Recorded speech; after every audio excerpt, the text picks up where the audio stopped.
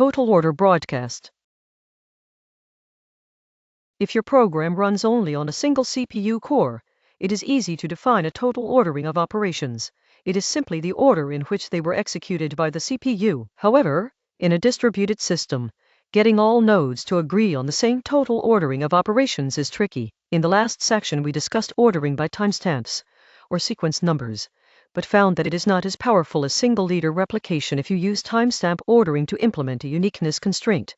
You cannot tolerate any faults. As discussed, single-leader replication determines a total order of operations by choosing one node as the leader and sequencing all operations on a single CPU core on the leader. The challenge then is how to scale the system if the throughput is greater than a single leader can handle, and also how to handle failover if the leader fails. See handling node outages on page 156. In the distributed systems literature, this problem is known as total order broadcast or atomic broadcast. Roman 9 partition databases with a single leader per partition often maintain ordering only per partition, which means they cannot offer consistency guarantees, for example consistent snapshots, foreign key references across partitions. Total ordering across all partitions is possible, but requires additional coordination. Total order broadcast is usually described as a protocol for exchanging messages between nodes. Informally, it requires that two safety properties always be satisfied.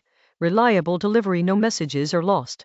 If a message is delivered to one node, it is delivered to all nodes. Totally ordered delivery messages are delivered to every node in the same order. A correct algorithm for total order broadcast must ensure that the reliability and ordering properties are always satisfied, even if a node or the network is faulty. Of course, messages will not be delivered while the network is interrupted, but an algorithm can keep retrying so that the messages get through when the network is eventually repaired, and then they must still be delivered in the correct order. Consensus services such as Zookeeper and Etcd actually implement total order broadcast. This fact is a hint that there is a strong connection between total order broadcast and consensus, which we will explore later in this chapter. Total order broadcast is exactly what you need for database replication.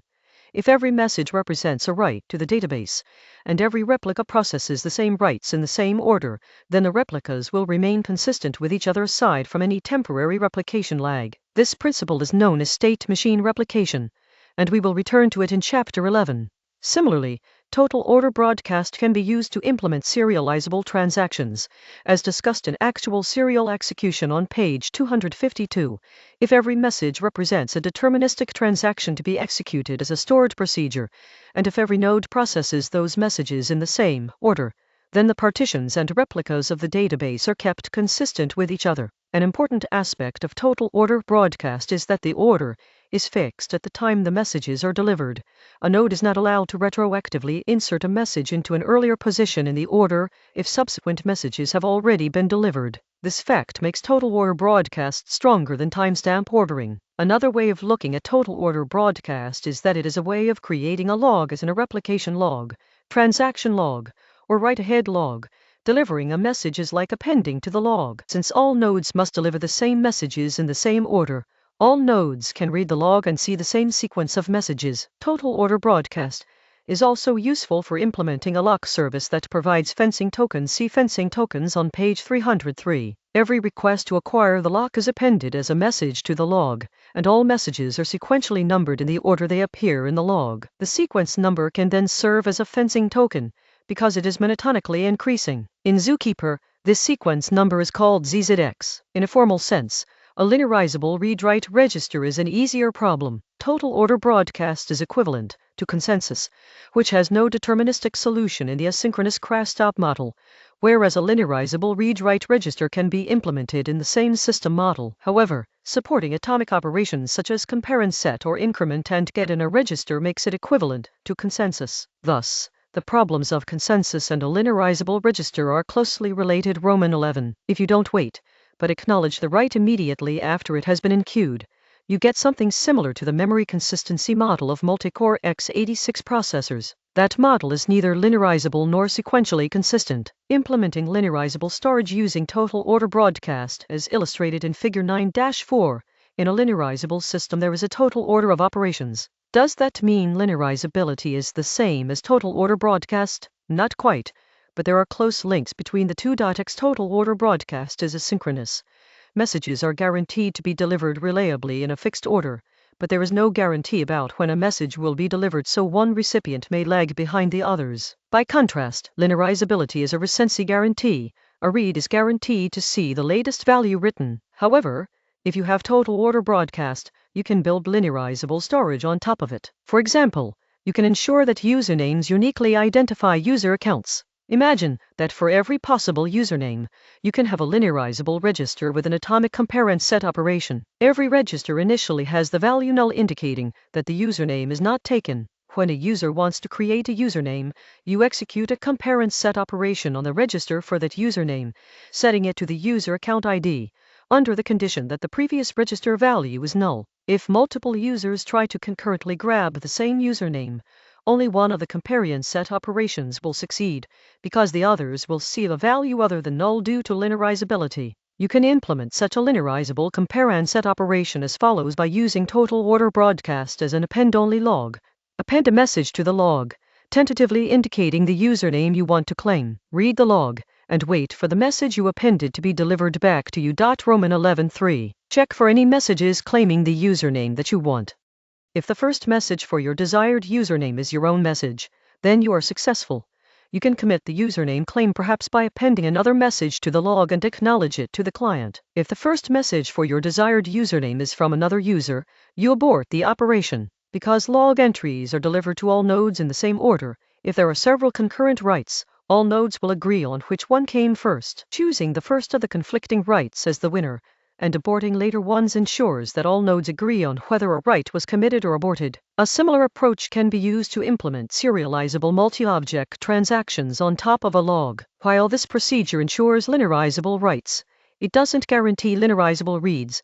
If you read from a store that is asynchronously updated from the log, it may be stale. To be precise, the procedure described here provides sequential consistency, sometimes also known as timeline consistency, a slightly weaker guarantee than linearizability.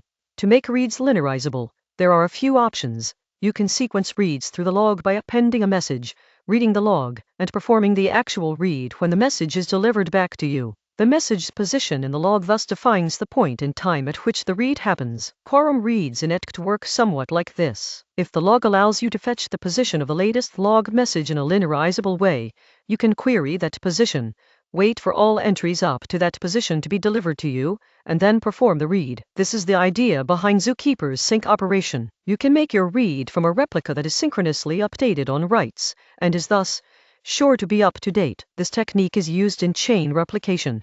See also research on replication on page 155. Implementing total order broadcast using linearizable storage. The last section showed how to build a linearizable compare and set operation from total order broadcast. We can also turn it around, assume that we have linearizable storage, and show how to build total order broadcast from it. The easiest way is to assume you have a linearizable register that stores an integer and that has an atomic increment and get operation. Alternatively, an atomic compare and set operation would also do the job. The algorithm is simple.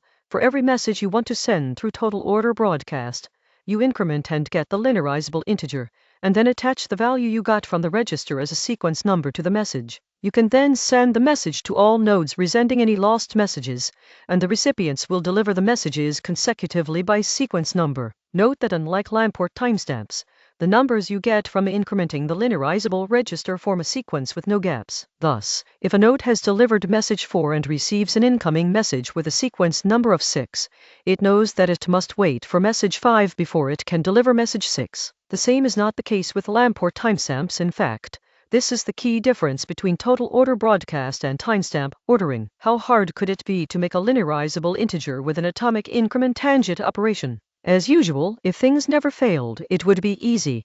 You could just keep it in a variable on one node. The problem lies in handling the situation when network connections to that node are interrupted, and restoring the value when that node fails. In general, if you think hard enough about linearizable sequence number generators, you inevitably end up with a consensus algorithm. This is no coincidence. It can be proved that a linearizable compare and set or increment and get register and total order broadcast are both equivalent to consensus. That is, if you can solve one of these problems, you can transform it into a solution for the others. This is quite a profound and surprising insight. It is time to finally tackle the consensus problem head-on, which we will do in the rest of this chapter.